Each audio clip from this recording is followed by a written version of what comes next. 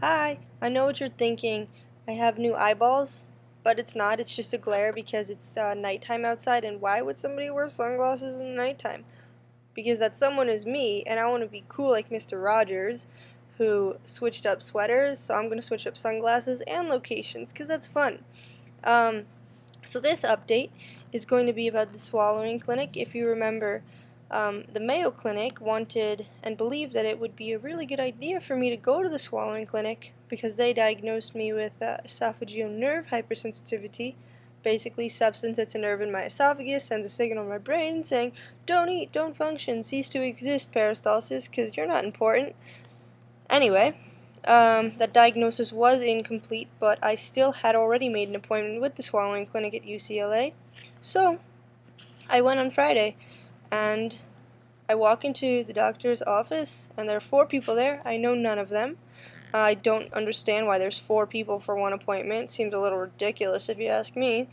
But needless to say, he took a history, kind of complete, but in 5 minutes, and then he's like, alright, see what's going on in there. I'm gonna scope you. And I was like, where's this coming from? I didn't expect to be scoped, but except that that's what I wish I said. I didn't actually say that because my brain kind of froze like that. Immobilization, if you will. So, before he scoped me, he checked each nostril. He looks in this one, he says, oh, that's a little bit tight. He looks in this one, oh, so is that one. And I was like, well, you might want to use this one because I've had a fibroma removed from this one. He's like, alright. Dude fails to wait for the lidocaine solution to actually settle in and do its job, aka numb my nose area, nasal passages. No.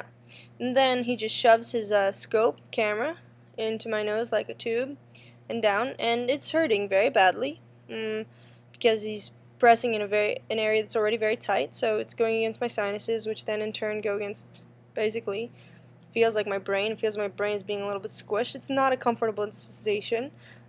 Tears are streaming down my face, not because I'm crying, but because my tear ducts are being activated by this unpleasant experience. And then he gives me some applesauce that's coated with green food coloring, and he probably should have told me that there was some on my lips, but I guess it's not really a priority in doctor land. So then he gives me water. Well, more like his assistant, probably somebody who's actually a doctor but doing their residency, so they kind of do the bitch work for a little bit. Puts the water up to me and says, sip, and okay, I can do that. And then he says, after I've already told him I'm gluten-free, because it's like one non-invasive thing that's actually kind of worked for my swallowing stuff, says, here, can you have a cookie? And I said, well, it's not gluten-free. And he says, can't you just have one cookie? Dude, if you understand gluten-free, then you understand, which apparently he doesn't, that any bit of gluten is going to activate the system to flare up. Even a little bit. Sure, I might not test positive for the antibodies because it's such a little amount of gluten. Thought I heard a noise. But nevertheless, it's still gluten. No, dude, I'm not going to have it. A bit of a shame because it's probably what he would have seen the issue in with the solid swallow. But needless to say, I did not have the cookie, and he said, well, your swallowing looks fine, and he's like, I can see why the other doctor referred you here. He was referring to the doctor at UCLA, and I was like, he didn't refer me there. I referred myself. My dietitian and I thought it'd be a good idea. But he kept wanting to think that his own colleague referred me, which was not the case. So he's like, well, your throat's fine. So I was like, so you're not going to refer me to an SLP, a speech language pathologist? No. I was like, why? The problem's not in your throat. The problem is in your esophagus. It's a nerve problem. We don't know why it happens, but I see it in a lot of patients. And I'm thinking, if you see it in a lot of patients, then why don't you just do some research about it? Because you have a good sample size, but that would just be too clever to do. So I can see why he wouldn't want to do that, because that would just actually make sense.